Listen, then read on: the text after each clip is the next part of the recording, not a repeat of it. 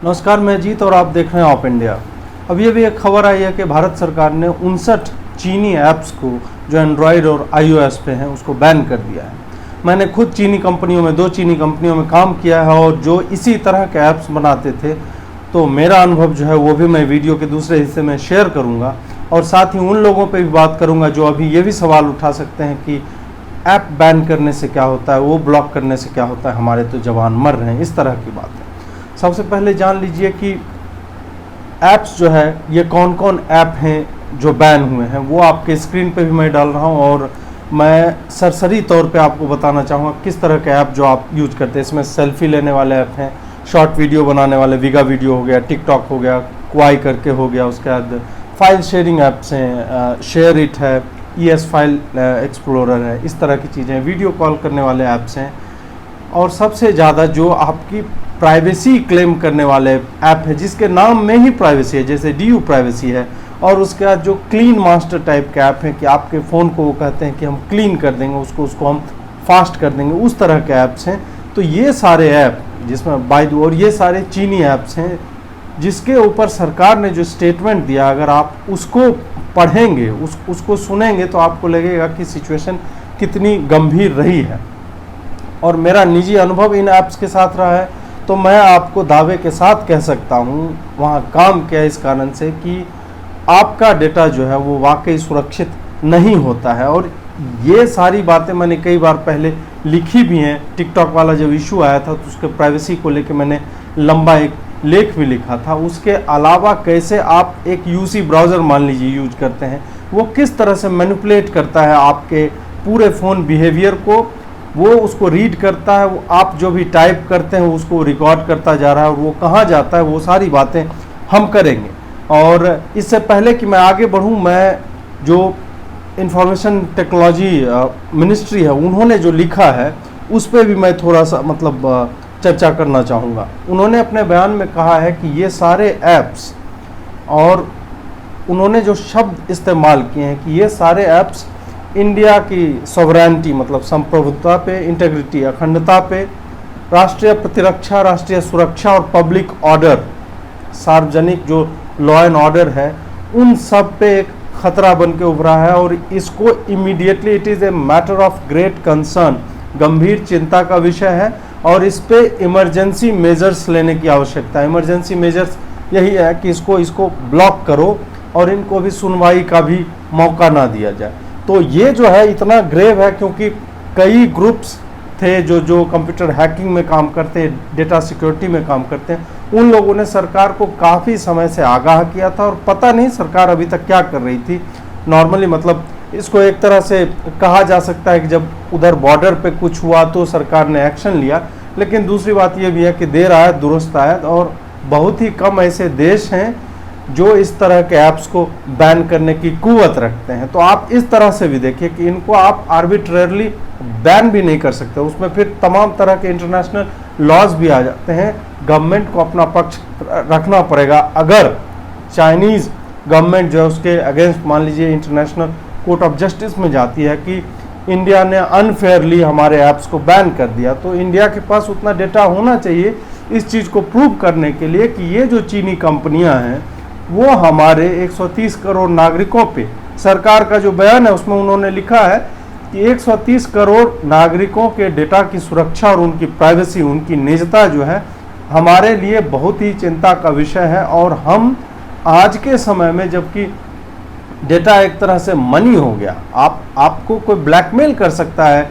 आप ये सोचिए कि आप कोई ऐप यूज कर रहे हैं ब्यूटी मोड में और इस तरह में, और आप कोई निजी तरह से चैट कर रहे हैं आप अपनी किसी फ्रेंड के साथ, वो मेल हो सकते हैं, फीमेल हो सकते हैं, और आपके उस तरह के फोटोग्राफ्स हैं या आपने कुछ चैट्स लिखे हैं, एक WeChat जैसा प्लेटफॉर्म है, और उसका स्क्रीनशॉट जो है आपको ब्लैकमेल करने के लिए कोई जो है यूज कर रहा है। और ये तो मैं आम लोगों की बात कर रहा हूँ। आम लोगों, हमारा आपका डेटा चोरी होगा भी तो क्या, कुछ फ़ोटो चुरा लेंगे, कुछ चैट की बातें चुरा लेंगे, या हमारे यूज़र बिहेवियर को वो देखते हैं कि ये कितनी देर कौन सा ऐप चलाता है, इस तरह की बातें। लेकिन हर आदमी आम आदमी नहीं होता है जिसके हाथ में फ़ोन होता है। कंपनी के CEOs होते हैं, बड़ी बड़ी कंपनियों के सीईओ, जैसे अभी जूम ऐप का यूज हो रहा था तो उसमें प्राइवेसी का कंसर्न था। आप जो वीडियो कॉन्फ्रेंसिंग के लिए यूज करते हैं और आपको लगता है कि हम बात कर रहे हैं, ये कहीं नहीं जा रहा है, और वो सीक्रेटली पूरा का पूरा कन्वर्सेशन रिकॉर्ड हो के वो उस वीडियो ऐप के सर्वर पे जो भारत में स्थित नहीं है वहाँ पे जा रहा है और आपको हवा भी नहीं लगती। इन सब पे बात करेंगे। मतलब प्राइवेसी का इशू देखिए, इसमें तीन इश्यूज हैं। वीडियो का ये दूसरा भाग है, उसमें मैं बताना चाहूँगा कि एक तो मैं खुद ही कहता हूँ, जब कुछ लोग इस तरह के कंसर्न उठाते हैं कि फेसबुक डेटा चुरा रहा है, उस तरह कौन सा डेटा चुरा रहा है और किस तरह से चुरा रहा है, ये भी मैटर करता है। जब आप फेसबुक पे खुद ही आप बाथरूम जा रहे हैं तो सेल्फी ले रहे हैं, बाथरूम से आ रहे हैं तो सेल्फी ले रहे हैं, बाल कटा लिया तब सेल्फी लिया, आप जहाँ जहाँ जा रहे हैं उस जगहों को टैग करते हैं, तो उन सब चीज़ों को लेके प्राइवेसी क्लेम करना फार्सिकल हो जाता है। वो मजाक लगता है कि यार तुम खुद ही अपने आप को एक्सपोज कर रहे हो। और खुद जो है, जब जेन्यूनली तुमसे कोई सरकार अगर डेटा मांग रही है तुम्हारा, इस पे भी बहुत बड़ा कंफ्यूजन है। आधार के ऊपर जो प्राइवेसी का डिबेट होता रहा और जो कोर्ट केस हार गए लोग जो आधार के पोजीशन में, आधार आपका कौन सा डेटा ले रहा है। और आधार का जो आपने सुना होगा कि इस कंपनी का डेटा लीक हो गया, तो होता यूँ है कि आधार से जो कुछ डेटा एक कंपनी मान लीजिए लेता है, मैट्रिमोनियल साइट लेती है डेटा, उसमें आधार वो मांग रहा था, आपने दिया, तो आधार में कुछ डेटा होता है जैसे नाम हो गया, आपका लिंग क्या है, एज क्या है, डेट ऑफ बर्थ, इस तरह की 3-4, मतलब वो जिस तरह का डेटा लेना चाहेगा उसको मिलेगा। उसके बाद क्या होगा, उसका सर्वर अगर, और ये डाटा आप वॉलंटरली दे रहे हैं, ये सरकार आपसे खींच के नहीं ले रही है। सरकार आपका सारा डेटा इसलिए लेती है कि जैसे फिंगरप्रिंट का एक डेटाबेस होना चाहिए ताकि चोरों को पकड़ने में आसानी हो, आपका फ़ोन नंबर सरकार के पास होना चाहिए ताकि डिस्क्रिपेंसी ना आए कि आप तक जो बेनिफिट सरकार सिलेंडर का मान लीजिए सब्सिडी पहुंचानी चाह रही हो या शौचालय आपने बनवाया उसका पैसा आपके अकाउंट में आना है, तो उसके लिए सरकारों को उस डेटा की आवश्यकता होती है। सरकार उसका मिसयूज नहीं करती है। और आप इस मुगालते में भी ना रहे कि कोई भी सरकार जो आप पे जासूसी नहीं करती। हर सरकार अपने सिटीजन पे किसी न किसी तरह से जासूसी करती है और आम सिटीजन पे नहीं होता ये। जो भी संदिग्ध व्यक्ति हैं, लॉ एंड ऑर्डर की एजेंसियां उस पर जासूसी आप उसको कह लीजिए या नज़र रखना कह लीजिए, वो करती ही है। उसको जो है आप ग्लोरीफाइड वे में वो जो सेमिनार्स और डिबेट्स होते हैं कि सरकार जो है पुलिस स्टेट बन गया, इस तरह नहीं। आप अपनी वाइफ को किस कर रहे हैं तो वहाँ सरकार नहीं आ जाएगी, आधार उसके पास है, तो इस तरह की बातें होती। तो प्राइवेसी जो है, प्राइवेसी से आपको कंसर्न तब होना चाहिए कि जब आपको लग रहा हो कि आप एक फ़ोटो जो आप सेल्फी जो ले रहे हैं और वो सेल्फी प्राइवेटली सिर्फ एक ही व्यक्ति को आप भेजना चाह रहे हैं और वो एक्सपोज होकर वो पब्लिक में आ जाता है, somebody uses that। वो कैसे यूज होगा, वो ऐसे यूज होगा कि आप एक चाइनीज़ ऐप यूज करते हैं और आपने उस ऐप के इस्तेमाल से उसको भेजा और उसने एक कॉपी जो अपने सर्वर पे भी डाल ली। वो आपको पूरा बता रहा है कि एंड टू एंड एनक्रिप्टेड है, फलाना ढिमका, कुछ नहीं होता है। चीनी ऐप्स के बारे में मैं बता रहा हूँ, आगे और भी थोड़ा विस्तार में बताऊंगा, उसमें कुछ नहीं होता है ऐसा। तो आप जो कॉन्फिडेंट हो के आप जब ऐप इस्तेमाल करते हैं, जब आप ऐप को डाउनलोड करते हैं तो कुछ आपको आएगा परमिशंस देना। एंड्रॉयड में खासकर ज़्यादा होता है और अभी टिकटॉक को लेके पता चला है कि आईफोन में भी ये हो रहा था कि आप जो कुछ भी कॉपी कर रहे हैं वो टिकटॉक ऐप जो है वो क्लिपबोर्ड एक होता है, उस पर खुद ही जो है मतलब कॉपी करके डाल रहा है। मतलब एक कॉपी आपने क्या कहे आपको पेस्ट करना है तो उसको टिकटॉक ने चुरा लिया। आपने जो भी लिखा, जहाँ भी लिखा, जो भी कॉपी किया उसको टिकटॉक भी उठा रहा है। तो ये सब है मैटर ऑफ कंसर्न, क्योंकि वो टेक्स्ट जो होता है वो हो सकता है कोई इंपॉर्टेंट आदमी किसी दूसरे इंपॉर्टेंट आदमी को भेजना चाह रहा हो, उसने कॉपी किया है कहीं से, तब वहाँ पे प्राइवेसी का इशू आता है। नॉर्मल चीज़ें ये नहीं कि आपने फेसबुक पे कुछ लिखा या आप जहाँ जा रहे हैं वो प्राइवेसी आज के डेट में that is not expose, because आप खुद ही उसको एक्सपोज कर रहे हैं। एक्सपोज वो होता है जो आपका इंटेंट नहीं है एक्सपोज करने का and still that gets out in the open, और उसका कोई मिसयूज करने का पोटेंशियल होता है उसका। तब एक्चुअल थ्रेट्स क्या होते हैं इसमें प्राइवेसी में, एक तो मैंने वही बताया कि एक एक्चुअल थ्रेट है कि आप एक इम्पॉर्टेंट इंडिविजुअल हैं और आपके अगेंस्ट आपका डेटा जो मान लीजिए कंपनी का कुछ कॉन्फिडेंशियल इन्फॉर्मेशन है, ग्रुप्स होते हैं, व्हाट्सएप ग्रुप्स होते हैं या दूसरे इस तरह के क्लेम करते हैं कि बड़ा बड़ा प्राइवेट ग्रुप है और इसमें इस तरह के प्राइवेसी के मतलब फीचर्स बिल्ट इन है कि कहीं जाएगा नहीं, वो ऊपर में लिख देने से ऐसा नहीं हो जाता है कि वो प्राइवेसी एक्चुअल में आपको दे रहा है। उसने सिर्फ लिख दिया, आपसे फॉर्म भरवा लिया, आपने एक्सेप्ट कर दिया, दैट्स इट। और आप जो भी टाइप कर रहे हैं, जो भी चैट कर रहे हैं, जो भी बोल रहे हैं वीडियो पे, वो सारा का सारा उसकी एक कॉपी वो बनाते जाता है। आप लोग कंसर्न होते हैं ना कि यार मैंने तो 2 गाने सुने तो उसमें 100 MB कैसे डेटा यूज हो जाता है, तो वो ये होता है कि वो गाना कोई और भी सुन रहा है आपके साथ, मतलब ये है कि वो सर्वर पे उसको डाला जा रहा है। और जैसा कि मैंने अभी पहले भी कहा कि आम आदमी को कंसर्न उतना नहीं होती है आम आदमी के प्राइवेसी के as an individual, but collectively मान लीजिए कि बिहार के लोग मोबाइल डेटा को कैसे यूज करते हैं, अपने फ़ोन का कैसे इस्तेमाल करते हैं। डेमोग्राफिकली देखा जाता है कि यहाँ के लोग एक एरिया मान लीजिए यूसी ब्राउज़र यूज हो रहा है या एक एरिया में टिकटॉक यूज हो रहा है, कुछ ऐप्स हैं जो मेजॉरिटी ऑफ पीपल यूज करते हैं, तब क्या होता है वो कैसे डेटा को एक्सप्लॉइट करता है, तब वो एक लार्जर कंसर्न बन जाता है कि इस डेटा को ये अब किसी पार्टी को बेचेगा। कैम्ब्रिज एनालिटिका क्या थी, इसी तरह के डेटा को ना कि राहुल गांधी को कौन फेवर करता है, मोदी को कौन फेवर नहीं करता है, उन लोगों को टारगेट करना, ये ट्रंप के साथ हुआ, बाकी जगहों पे भी हुआ। तो ये डेटा जो है, ये डेटा तो पूरा का पूरा चुनाव इन्फ्लुएंस कर सकता है। जो लोग बाउंड्री लाइन पे बैठे हुए हैं, जिनको ना भाजपा पसंद है ना कांग्रेस, तो उसको तो आप उस तरह के इंफॉर्मेशन उसके न्यूज फीड में डाल के, आपने अभी अपने न्यूज फीड में, मैं फेसबुक की बात कर रहा हूँ, कभी गौर किया है किस तरह से आता है? आपने खूब अपना सी फर्स्ट वाले को ही हम देखेंगे या कुछ लोगों का ही देखेंगे, लेकिन वैसा होता नहीं है। फेसबुक अपने हिसाब से एल्गोरिदम चलाता है और वो जो है आपको उस तरह का इंफॉर्मेशन देगा जो शायद आप एक्सपेक्ट नहीं कर रहे होंगे। कई बार आपको लगेगा कि ये क्यों है मेरे टाइमलाइन पे, या ये ऐड क्यों आ रहा है। तो वही है कि आपके चॉइसेस को वो पढ़ता है, दिन रात जो है फेसबुक पढ़ता है और फिर वो आपको इन्फ्लुएंस करने की कोशिश करता है। तो उस तरह से तो एक पूरे डेमोग्राफी को कैसे इस्तेमाल कर सकता है इलीगली। आपसे परमिशन उसने सिर्फ ये लिया कि आपका कैमरा एक्सेस कर सकता है क्या, तो कैमरा का यूज तो फोटो लेने के लिए है, लेकिन अब कैमरा के जरिए आपने जितना फोटो लिया उसका कॉपी भी वो बना के अपने सर्वर पे रख रहा है।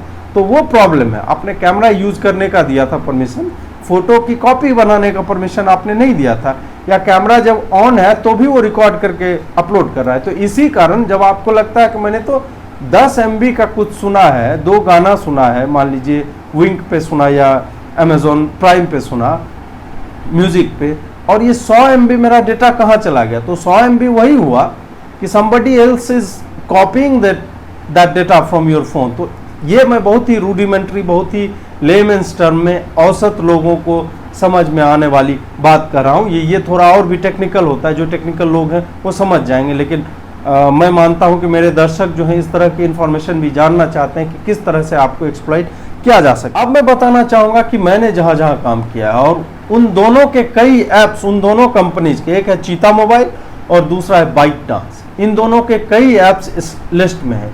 चीता मोबाइल जो है CM से लिखा हुआ जितना ऐप आता है वो चीता मोबाइल का होता है। CM क्लीनर होगा, C लॉन्चर होगा, बैटरी डॉक्टर होगा चीता मोबाइल का, और एंड्रॉयड के सिक्योरिटी ऐप्स ये तथाकथित बनाते हैं। और बाइट डांस में आपका टिकटॉक हो गया, उसके बाद और भी 2-4 इनके और भी हैं। और ये जो चीता मोबाइल है उसका लाइव मी शायद था एक, या लाइकी करके इस तरह के ऐप्स थे। तो वो मैं अभी एग्जैक्टली मुझे एग्जैक्ट नाम याद नहीं है, लेकिन अब मैं जो बताने जा रहा हूँ उसको थोड़ा गौर से सुनिएगा। बैटरी डॉक्टर या आपके एंड्रॉयड को फास्ट करने वाले जो ऐप्स होते हैं वो क्या करते हैं, वो एक्चुअल में आपका जो कैशे डेटा होता है जो आपने डिलीट कर दिया, मान लीजिए फ़ोन में आपने डिलीट कर दिया बहुत सारा फ़ोटो, वो फ़ोटो एक्चुअल में डिलीट नहीं होता है।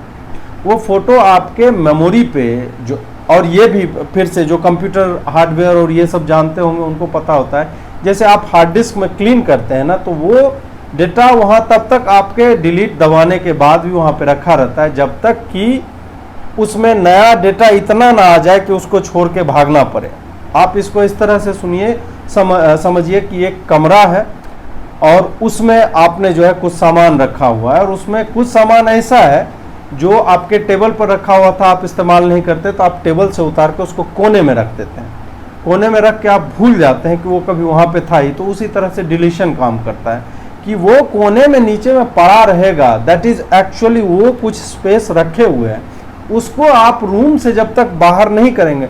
कब बाहर करेंगे? जब आपको मान लीजिए कोने में एक लंबा सा टेबल लैंप आपने या कुछ झाड़ फानूस टाइप का कुछ ला के लगाने का आपने सोचा, तब आप उसको रखते हैं, फिर याद आता है अरे ये तो यहीं पे है, तो वो उसको पुश आउट करता है, वो उसको वहां से निकालता है। तो फोन में भी जो मेमोरी का फ्लैश कार्ड होता है या जो चिप आप लगाते हैं, उसमें एक्चुअल में डेटा तब तक फ्लश आउट नहीं होता है, वो रखा रहता है जब तक कि आप डेटा उस मेमोरी कार्ड को फुल कैपेसिटी पे नहीं कर देते हैं, या उतने पे नहीं कर देते हैं कि मान लीजिए कि 16 GB का कार्ड है और 12 GB आपके पास मेमोरी है, उसमें 3 GB का आपने एक वीडियो जो है उसको डिलीट किया, वो तब तक पड़ा रहेगा जब तक कि 2 GB का एक्स्ट्रा डेटा आपने नहीं लाया जो उसको पुश आउट कर दे कि वो पूरा 3 GB का फाइल उससे बाहर न चला जाए। तो जब आप बैटरी डॉक्टर या क्लीन मास्टर या इस तरह के ऐप से फ़ोन को फास्ट करने की बात करते हैं, और ये जितने चाइनीज़ फ़ोन है उसमें तो बिल्ट इन पहले से ही आता है,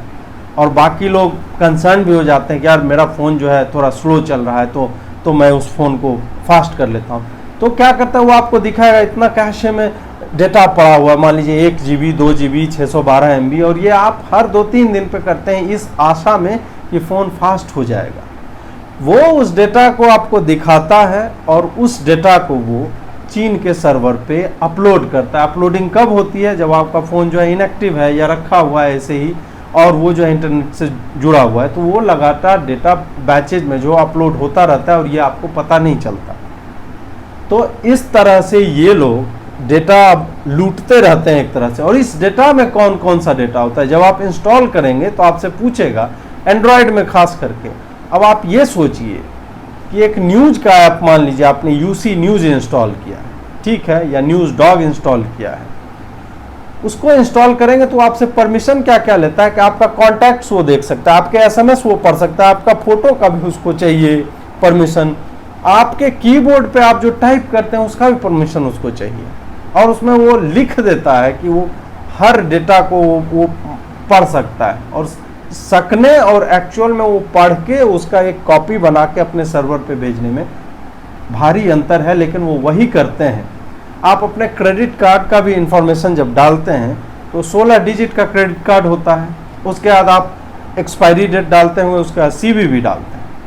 अब आप सोचिए कि एक एल्गोरिदम या एक प्रोग्राम जो है उन्होंने लिख के तैयार किया हुआ है कि जब भी 16 डिजिट लगातार टाइप हो, that means it is a credit card, ठीक है। सिर्फ कीबोर्ड से मैं बता रहा हूँ, कीबोर्ड में जब आप पंच इन करते हैं तो जो टाइप हो रहा है उसकी एक कॉपी बनती जा रही है। अब कीबोर्ड उसने जो है उसको डेटा दे दिया पूरा का, आपका क्रेडिट कार्ड का इंफॉर्मेशन उसके पास चला गया। वो जब चाहे किसी इंडिविजुअल को बेच सकता है या आपके पैटर्न्स पहचान सकता है कि आप कब कब क्रेडिट कार्ड कहाँ कहाँ यूज कर रहे हैं, क्योंकि उसके पास एक बार कॉपी बन गई तो वो मैच करता रहेगा कि अच्छा ये यहाँ से भी सामान खरीद रहा है, वहाँ से भी खरीद रहा है, क्या क्या खरीद रहा है। इन तमाम तरह के आप जिस ब्राउज़र को यूज करते हैं तो टाइप तो वहाँ पे करते हैं, जहाँ जहाँ आप टाइप करेंगे हर एक इंफॉर्मेशन ये रिकॉर्ड करता है ऐप, खास करके क्लीन मास्टर और इस तरह का जितना ही चीनी app, irrespective of what ever it is, वो आपका हर डेटा किसी न किसी तरह से आप जिससे उसका कोई लेना देना नहीं। जैसे टिकटॉक ने आईफोन में, मतलब जो इतना सिक्योर प्लेटफॉर्म बोला जाता है, उसको कुछ और का परमिशन नहीं मिला, तो उसने क्या किया कि यूजर जो भी चीज़ कॉपी कर रहा है उस कॉपी डेटा को कॉपी कर रहा है। उसमें कुछ भी हो सकता है ना, आपने वेबसाइट पर से कुछ पढ़ा 4 लाइन का टेक्स्ट, कोई ट्वीट कॉपी किया, या आप नोट्स ऐप में कुछ टाइप कर रहे हो, उसको आपको फेसबुक पे डालना है, जिसका टिकटॉक से कोई लेना देना नहीं, बट स्टिल वो रिकॉर्ड करता जा रहा है। हो सकता है वो अपने न्यूरल इंजन के लिए, वो लैंग्वेज लर्निंग के लिए यूज कर रहा होगा, क्योंकि यूजर डेटा चाहिए ना। यूजर डेटा कहाँ से आएगा?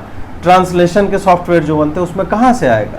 तो मैं जो बोल रहा हूँ, ठीक है, और मैं जो लिख रहा हूँ उसका कोई नीचे में क्या लिख रहा है, ये सारा पैटर्न वो स्टडी करते रहते हैं, उसको अपलोड करते रहते हैं, और उनके पास भाषा का व्याकरण समझने के लिए, और ये सिर्फ मैं लिंग्विस्टिक्स मतलब लैंग्वेज लर्निंग या ट्रांसलेशन वाले ऐप्स के बारे में बोल रहा हूँ कि इस तरह से भी इलीगली डेटा जो है एक्वायर किया जाता है।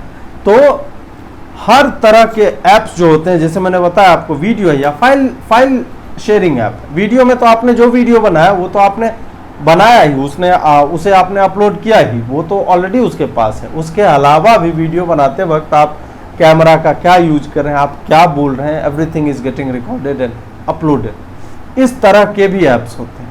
फाइल शेयरिंग ऐप्स में क्या क्या होता है, जैसे कि शेयर इट है, या जैसे कि ES फाइल एक्सप्लोरर है, जो एंड्रॉयड टू एंड्रॉयड में बोलते हैं कि तुरंत बड़ा फास्टली वो डाल देंगे। वो क्या करते हैं, वो भी जब वो ट्रांसफ़र कर रहे होते हैं तो उसका एक कॉपी बनाते जाते हैं।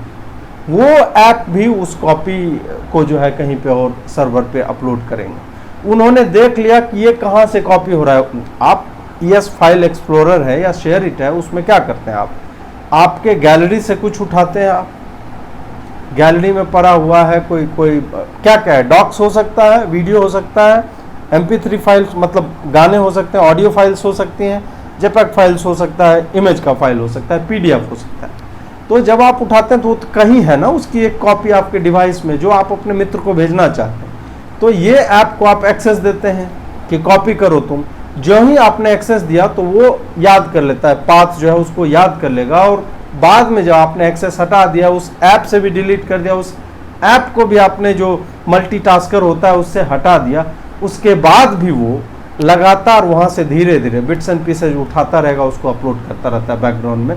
एंड्रॉयड इतना इनसिक्योर प्लेटफॉर्म है, इसलिए आप लोग जो है थोड़ा स्मार्टली, और सरकार को बैन करना पड़ा, इससे पहले लोग खुद ही यूज, जैसे कि मैं नहीं करता, मैं एक भी इस तरह का ऐप जो है यूज नहीं करता। मैं जब काम भी कर रहा था तो मैं उनका जो दिया हुआ फ़ोन था उसी पे इस्तेमाल करता था, जो भी वो, जैसे अपना वो नेक्सस, मुझे LG का नेक्सस दिए हुए थे या मी का फ़ोन दिए हुए थे, तो मैं उसी को इस्तेमाल करता था मैं, और उसको सिर्फ ऑफिस के पर्पस के लिए, टेस्टिंग पर्पसेस या जो भी मेरा काम था उसी के लिए यूज करता था, देखने के लिए। उसके अलावा मैं किसी भी तरह से उसका इस्तेमाल नहीं करता था। अगर आप सजग नहीं हैं तो आपको लगेगा कि कुछ लोग है ना, कुछ लोग अभी भी, मैंने बताया कि कुछ लोग कहेंगे अरे क्या है प्राइवेसी यार, कुछ फोटो ही तो ले रहे हैं, लेकिन वो एक प्लेटफॉर्म भी तो दे रहा है। आपको अंदाज़ा नहीं है कि एज एन इंडिविजुअल आपके जैसे करोड़ों लोगों का वो डेटा लेते हैं, और उस डेटा को किस तरह से प्रोसेस किया जाता है, उसका कैसे। आपको लगेगा मेरे डेटा से क्या हो जाएगा, मेरा फोटो ही ले लिया तो क्या हुआ, मैं दिन में कितनी बार क्या टाइप कर रहा हूँ ये जान के क्या करेगा। वो यूजर बिहेवियर देखते हैं एक लार्ज स्ट्रेटा में कि आदमी, इस एरिया का आदमी कितनी बार फेसबुक देखता है, इस एरिया का आदमी न्यूज कितनी बार एक्सेस करता है, इस एरिया में कितने ऐसे आदमी हैं जो मोदी से रिलेटेड न्यूज ही पढ़ते हैं, जो राहुल गांधी से ही रिलेटेड न्यूज पढ़ते हैं, वो जो कमेंट कर रहे हैं वो नेगेटिव है कि पॉजिटिव कमेंट है। यहाँ तक जो है डीपली घुस करके उसको पढ़ा जाता है, उसको समझा जाता है, और फिर उस तरह के बॉट्स डिज़ाइन होते हैं जो आप देखते हैं ना कि ट्विटर पे इतने बॉट्स आते हैं, और मतलब जो आप इलीगल अकाउंट या फेक अकाउंट इस तरह की बातें करते हैं, वो कहाँ से आते हैं। उन सब में कहीं ना कहीं बिट्स एंड पीसेज, टुकड़ों टुकड़ों में इस तरह के ऐप्स का योगदान होता है, जो आपके बिहेवियर को पढ़ते हैं और दोबारा उसको दूसरी जगह पे ले जाके दूसरे और तरीकों से आपको भी प्रभावित करने की कोशिश करते हैं, और लार्जर स्कीम ऑफ थिंग में आपके देश के इलेक्शन तक को प्रभावित करने की कोशिश करते हैं। उसके बाद फिर ये जो प्लेटफॉर्म्स हैं, ऑनलाइन प्लेटफॉर्म्स हैं जहाँ से आप खरीदारी करते हैं, आपको क्यों, आप एक जगह पे सर्च करते हैं गूगल क्रोम में कुछ, वो फिर फेसबुक पे क्यों दिखाने लगता है? क्योंकि सारी चीज़ें जुड़ी हुई हैं। इन बड़ी कंपनियों का आपस में लेन देन चलता है डेटा को लेकर। फ्री में क्यों देता है जीमेल, फ्री में गूगल क्यों दे रहा है अपनी सर्विसेज? वो इसीलिए क्योंकि वो आपका डेटा भी इकट्ठा कर रहा है। वो डेटा जो है वो किसी ऐसी कंपनी को देगा जिसको चाहिए कि इस इलाके में अगर मैं रेस्टोरेंट खोलना चाहता हूँ तो इस इलाके में क्या ज़्यादा लोग हैं जो अपने घर से बार बार रेस्टोरेंट को जा रहे हैं, कितने बार जा रहे हैं, किस तरह के फूड वो ऑर्डर कर रहे हैं। तो वो मेन्यू तक अपना डिसाइड कर सकता है खोलने से पहले। और उसने मान लीजिए 5 लाख रुपया देके ये इंफॉर्मेशन कहीं से ले लिया, गूगल से या किसी से भी लेके, तो उसको एक एडेड एडवांटेज भी मिलता है और वो उसी तरह के मेनू आपके लोकेलिटी में छाप के चिपका देगा कि इस तरह के मेन्यूज हैं और आपके पास में खुल रहा है, हमने इस तरह के आप कहेंगे कि ये तो खाना का है, ठीक है, तो वो हमारी मदद ही कर रहा है, ठीक है। मैं ये नहीं कर रहा हूँ कि टेक्नोलॉजी हर समय जो आपके घर में घुस के तबाही ही ला देगी, नहीं। इन सब का पर्पस, गूगल के मैप का पर्पस या गूगल के डुओ का पर्पस या फेसबुक का पर्पस या ट्विटर का पर्पस सेम होता है, अच्छा पर्पस होता है, लेकिन उसको मिसयूज भी किया जा सकता है। तो उसका डेटा अगर बिना मेरी मर्जी के कोई और यूज करना चाह रहा है, मुझे बिना बताए अमेज़ॉन को बेच रहा है, तब मुझे दिक्कत है। जब वो मेरे मार्केटिंग या बाइंग चॉइसेस को इन्फ्लुएंस कर रहा है, तब मुझे दिक्कत है कि मैं खरीदना कुछ और जा रहा था जूता और मुझसे जो है शेरवानी खरीदवा दिया। मैं खरीदने जा रहा था मान लीजिए एक टॉर्च और मुझसे खरीदवा दिया मोबाइल फ़ोन, इस तरह से। और ये होता है, ये साइकोलॉजिकल भी स्टडी होती है इसके लिए कि कैसे लोग इन्फ्लुएंस होते हैं विजुअल्स को देख के, और बार बार आपके सामने एक ही चीज़ आएगी। तो आप लोग, मतलब हम लोगों ने अपने स्तर से भी कोशिश की थी कि 40-42 ऐप तो हमारी आर्म फोर्सेज और इंटेलिजेंस एजेंसी जो है वहाँ पे ऑलरेडी ब्लॉक्ड है, वो लोग कभी यूज़ नहीं करते थे। और ये इस तरह की खबरें भी आप पढ़ते होंगे, हर 2-3 महीने पे आ ही जाता है कि ये सब खतरनाक है डेटा प्राइवेसी के हिसाब से। तो अगर आपने पहले कर दिया था तो अच्छी बात है, नहीं किया था तो अब तो मिलेगा ही नहीं, क्योंकि सरकार ने खुद ही ब्लॉक कर दिया था। और ये जो कुछ चंपू लोग जो इस पे बोलेंगे, ये लाइन लेंगे कि वहाँ पे गलवान में सैनिक मर रहे हैं और हम ऐप ब्लॉक करने से क्या होगा। ऐप ब्लॉक करने से बहुत कुछ होता है। किसी की इकोनॉमी को आप लगातार पहुँचा रहे हैं ना, आप लगातार उनको हिट करने की कोशिश कर रहे हैं। ऐप भी उसी छोटे छोटे, मतलब हथौड़ा जो मार रहे हैं, एक ही बार बड़ा वाला स्लेज हैमर नहीं चलेगा, छोटा छोटा उसको धीरे धीरे आप जो है डैमेज करते जा रहे हैं। लोगों में जागरूकता आ गई है, उन्होंने खुद ही चाइनीज प्रोडक्ट जो है खरीदना बंद कर दिया। मेरा दोस्त है एक वैभव, उसको एडिटिंग के लिए मशीन चाहिए था, तो मेड इन चाइना उसको लगभग 28% सस्ता पड़ रहा था, लेकिन उसने उस पार्ट को रिमूव करवाया और ताइवानीज पार्ट लिया। तो इस तरह का, मतलब महंगा चीज लो। मैं ये नहीं कह रहा हूं कि आपके घर में जो चाइनीज है फेंक दीजिए, नहीं भाई, वो आपका हार्ड अर्न मनी है, उसको रखिए आप। लेकिन आगे से ध्यान ये रखिए कि अगर उसी क्वालिटी में आपको भारत की अगर कोई कंपनी बना रही हो उस तरह की चीज़, तो बेशक भारतीय खरीदिए, सबसे पहले आपकी प्राथमिकता होनी चाहिए। नहीं तो चीन को छोड़ के और किसी का लीजिए जो प्रो इंडिया है, कम से कम जो भारत का मित्र राष्ट्र है या होने का दावा करता है, बैक स्टैबिंग नहीं करता है। मेड इन यूएसए लीजिए, साउथ कोरिया का सैमसंग है उसका फ़ोन यूज कीजिए। मेड इन चाइना आप जहाँ पे भी लिखा हुआ देखें उसको अवॉइड कीजिए। तो इस तरह से जो है हम और आप मिलके, और बाकी सरकार अपना काम कर रही है, सरकार जो है लोगों तक ये जागरूकता तो आ ही रही है ना, तो उससे भी सरकार ने ही, इस तरह के सरकार के मंत्री हैं या एमएलएज हैं, एमपीज हैं, ये लोग भी तो अपील कर रहे हैं लोगों से कि आप लोग यूज मत कीजिए।